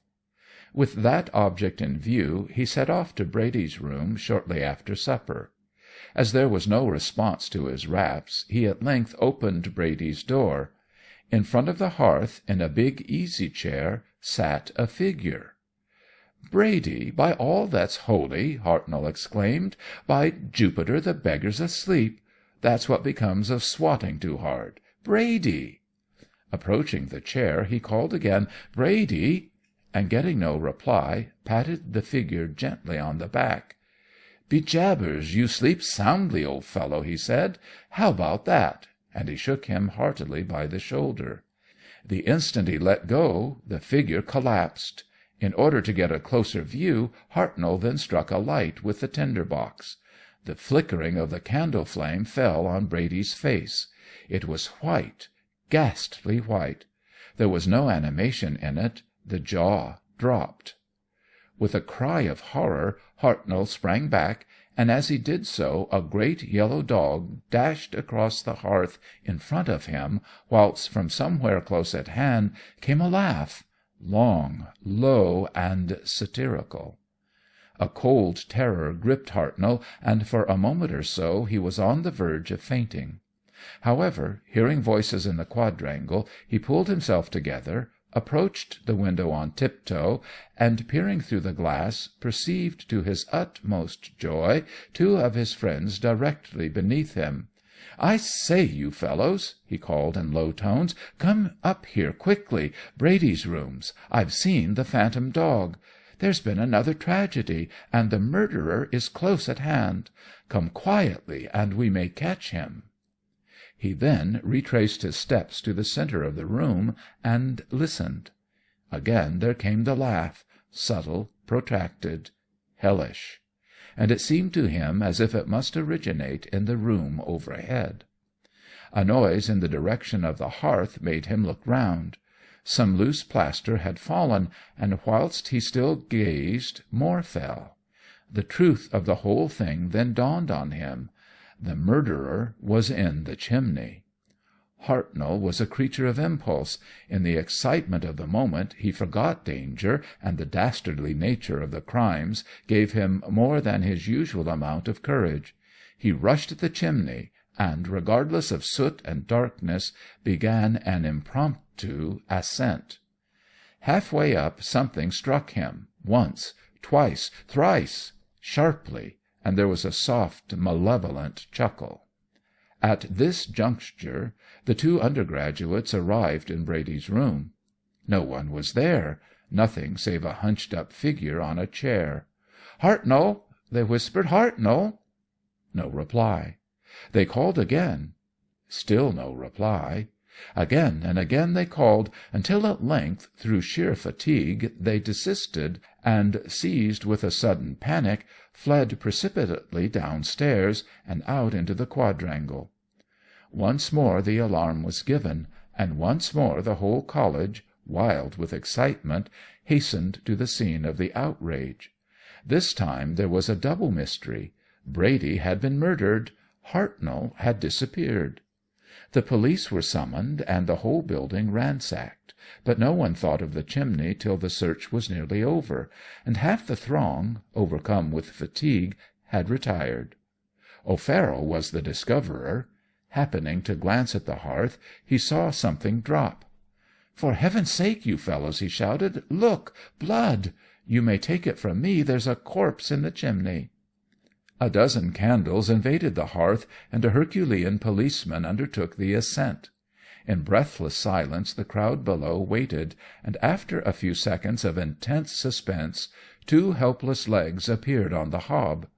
Bit by bit the rest of the body followed, until at length the whole figure of Hartnell, black, bleeding, blood-stained, was disclosed to view. At first it was thought he was dead, but the surgeon who had hurried to the scene pronouncing him still alive, there arose a tremendous cheer. The murderer had at all events been foiled this time. "Begorra!" cried O'Farrell, "Hartnell was after the murderer when he was struck, and sure I'll be after him the same way myself." And before any one could prevent him, O'Farrell was up the chimney. Up, up, up, until he found himself going down, down, down. And then, bedad, he stepped right out onto the floor of Belton's room. "Hullo!" the latter exclaimed, looking not a bit disconcerted. "That's a curious mode of making your entrance into my domain. Why didn't you come by the door?" "Because," O'Farrell replied, pointing to a patch of soot near the washstand, "I followed you. Own up, Dickie Belton. You're the culprit. You did for them all." And Belton laughed. Yes, it was true. Overwork had turned Belton's brain, and he was subsequently sent to a criminal lunatic asylum for the rest of his life. But there were moments when he was comparatively sane, and in these interims he confessed everything. Anderson had told him that he was going to hoax the dean, and, filled with indignation at the idea of such a trick being played on a college official, for he, Belton, was a great favourite with the Beaks, he had accompanied Anderson on the plea of helping him, intending in reality to frustrate him. It was not till he was in the chimney, crouching behind Anderson, that the thought of killing his fellow students had entered his mind. The heat of his hiding-place, acting on an already overworked brain, hastened on the madness, and his fingers closing on a clasp knife in one of his pockets inspired him with a desire to kill. The work once begun, he had argued with himself, would have to be continued, and he had then and there decided that all unruly undergraduates should be exterminated. With what measure of success this determination was carried out need not be recapitulated here, but with regard to the phantom dog a few words may be added. Since it appeared immediately before the committal of each of the 3 murders I have just recorded, it was seen by Mr. Kelly before the death of Bob Anderson, by Brady before the murder of Maguire, and by Hartnell before Brady was murdered, I think there can neither be doubts as to its existence nor as to the purport of its visits. Moreover, its latest appearance in the University, reported to me quite recently, preceded a serious outbreak of fire. National ghosts in the form of dogs. One of the most notorious dog ghosts is the Gwylgi in Wales. This apparition, which is of a particularly terrifying appearance, chiefly haunts the lane leading from Musiad to Lisworney crossways. Belief in a spectral dog, however, is common all over the British Isles. The apparition does not belong to any one breed, but appears equally often as a hound, setter, terrier, shepherd dog, Newfoundland, and retriever. In Lancashire it is called the trash or striker. Trash, because the sound of its tread is thought to resemble a person walking along a miry, sloppy road with heavy shoes. Striker, because it is said to utter a curious screech which may be taken as a warning of the approaching death of some relative or friend. When followed, the phantom retreats, glaring at its pursuer, and either sinks into the ground with a harrowing shriek, or disappears in some equally mysterious manner. In Norfolk and Cambridgeshire this spectre is named the Shuck, the local name for shag, and is reported to haunt churchyards and other dreary spots. In the parish of Overstrand there used to be a lane called Shuck's Lane, named after this phantasm. Round about Leeds the spectre dog is called Padfoot, and is about the size of a donkey, with shaggy hair and large eyes like saucers. My friend Mr. Barker tells me there was, at one time, a ghost in the Hebrides called the Lamper, which was like a very big white dog with no tail. It ran sometimes straight ahead, but usually in circles, and to see it was a prognostication of death. Mr. Barker, going home by the sea-coast, saw the Lamper in the hedge. He struck at it, and his stick passed right through it. The Lamper rushed away, whining and howling alternately, and disappeared. Mr. Barker was so scared that he ran all the way home. On the morrow he learned of his father's death. In Northumberland, Durham, and various parts of Yorkshire, the ghost dog, which is firmly believed in, is styled Barguest, Bargeist, or Bolgest, whilst in Lancashire it is termed the Bogart. Its most common form in these counties is a large black dog with flaming eyes, and its appearance is a certain prognostication of death. According to tradition, there was once a Barguest in a glen between Darlington and Houghton, near Throstlenest. Another haunted a piece of wasteland above a spring called the Oxals, between Reghorn and Headingley Hill, near Leeds. On the death of any person of local importance in the neighbourhood, the creature would come forth, followed by all the other dogs, barking and howling. Henderson refers to these hauntings in his folklore of northern counties. Another form of this animal spectre is the Capelthwaite, which, according to common report, had the power of appearing in the form of any quadruped, but especially chose that of a large black dog. The Mauthe Doog. One of the most famous canine apparitions is that of the Mauthe Doog, once said, I believe still said, to haunt Peel Castle, Isle of Man. Its favourite place, so I am told, was the guard chamber, where it used to crouch by the fireside. The sentry, so the story runs, got so accustomed to seeing it that they ceased to be afraid. But as they believed it to be of evil origin, waiting for an opportunity to seize them, they were very particular what they said or did, and refrained from swearing in its presence. The Mauthe Doog used to come out and return by the passage through the church, by which the sentry on duty had to go to deliver the keys every night to the captain. These men, however, were far too nervous to go alone, and were invariably accompanied by one of the retainers. On one occasion, however, one of the sentinels, in a fit of drunken bravado, swore he was afraid of nothing, and insisted on going alone. His comrades tried to dissuade him, upon which he became abusive, cursed the Mauthe Doog, and said he would damned well strike it. An hour later he returned absolutely mad with horror, and speechless, nor could he even make signs, whereby his friends could understand what had happened to him. He died soon after, his features distorted, in violent agony. After this the apparition was never seen again. As to what class of spirits the spectre dog belongs, that is impossible to say. At the most we can only surmise, and I should think the chances of its being the actual phantasm of some dead dog or an elemental are about equal. It is probably sometimes the one and sometimes the other, and its origin is very possibly like that of the banshee. Spectral hounds. As with the spectre dog, so with packs of hounds, stories of them come from all parts of the country. Gervase of Tilbury states that as long ago as the 13th century, a pack of spectral hounds was frequently witnessed, on nights when the moon was full, scampering across forest and downs. In the 12th century the pack was known as the Herthething, and haunted chiefly the banks of the Wye.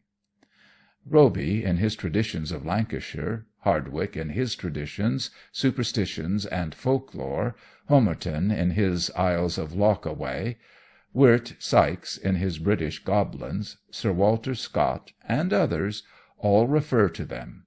In the north of England they are known as Gabriel's hounds, in Devon as the Wisk, Yesk, Yeth, or Heath hounds, in Wales as the Cunanan or Cwn Iwibyr, in Cornwall as the Devil and his dandy dogs, and in the neighbourhood of Leeds as the Gabble Wretchets. They are common all over the continent. In appearance they are usually described as monstrous human-headed dogs, black, with fiery eyes and teeth, and sprinkled all over with blood. They make a great howling noise, which is very shrill and mournful, and appear to be in hot pursuit of some unseen quarry. When they approach a house, it may be taken as a certain sign some one in that house will die very shortly. According to Mr. Roby, a spectre huntsman, known by the name Gabriel Ratchets, accompanied by a pack of phantom hounds, is said to hunt a milk-white doe round the Eagle's Crag in the Vale of Todmorden every All-Hallows Eve. These hounds were also seen in Norfolk. A famous ecclesiast, when on his way to the coast, was forced to spend the night in the King's Lynn Inn, owing to a violent snowstorm. Retiring to bed directly after supper, he tried to forget his disappointment in reading a volume of sermons he had bought at a second-hand shop in Bury St. Edmunds. "I think I can use this one," he said to himself. "It will do nicely for the people of Aylsham." They are so steeped in hypocrisy that nothing short of violent denunciation will bring it home to them. This, I think, however, will pierce even their skins. A sudden noise made him spring up. "Hounds!" he exclaimed, "and at this time of night! Good heavens!" He flew to the window, and there, careering through the yard, baying as they ran, were at least 50 luminous white hounds.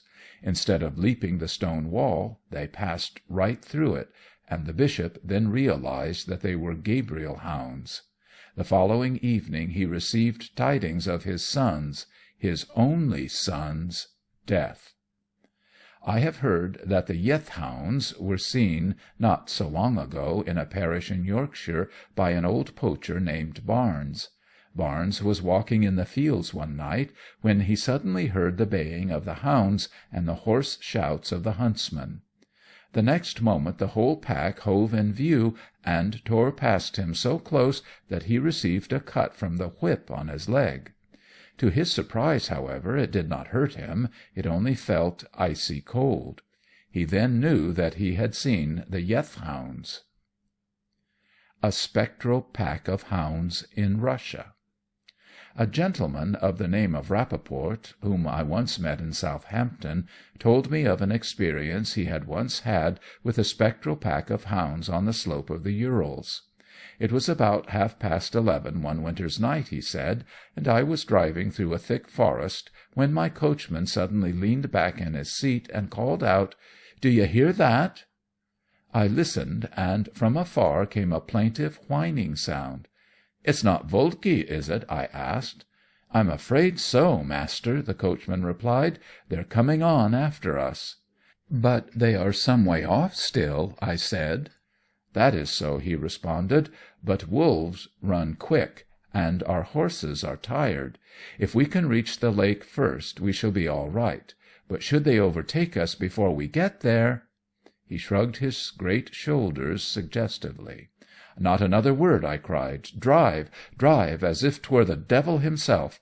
I have my rifle ready, and will shoot the first wolf that shows itself." "Very good, master," he answered. "I will do everything that can be done to save your skin and mine." He cracked his whip, and away flew the horses at a breakneck speed. But fast as they went, they could not outstrip the sound of the howling, which gradually drew nearer and nearer, until around the curve we had just passed shot into view a huge, gaunt wolf. I raised my rifle and fired. The beast fell, but another instantly took its place, and then another and another, till the whole pack came into sight, and close behind us was an ocean of white, tossing, foam-flecked jaws and red, gleaming eyes. I emptied my rifle into them as fast as I could pull the trigger, but it only checked them momentarily. A few snaps, and of their wounded brethren there was nothing left but a pile of glistening bones. Then hie away, and they were once again in red-hot pursuit. At last our pace slackened, and still I could see no signs of the lake. A great grey shape, followed by others, then rushed by us and tried to reach the horses' flanks with their sharp, gleaming teeth. A few more seconds, and I knew we should be both fighting, back to back, the last great fight for existence. Indeed, I had ceased firing, and was already beginning to strike out furiously with the butt end of my rifle, when a new sound arrested my attention: the baying of dogs. "Dogs!" I screamed. "Dogs, Ivan!" That was the coachman's name. "Dogs!" And in my mad joy I brained 2 wolves in as many blows. The next moment a large pack of enormous white hounds came racing down on us. The wolves did not wait to dispute the field. They all turned tail, and with loud howls of terror rushed off in the direction they had come. On came the hounds. More beautiful dogs I had never seen. As they swept by, more than one brushed against my knees, though I could feel nothing save intense cold. When they were about 20 yards ahead of us, they slowed down and maintained that distance in front of us till we arrived on the shores of the lake. There they halted, and throwing back their heads, bayed as if in farewell, and suddenly vanished. We knew then that they were no earthly hounds, but spirit ones, sent by a merciful Providence to save us from a cruel death. End of Part 4. End of Dog Ghosts or Apparitions of Dogs, by Elliott O'Donnell.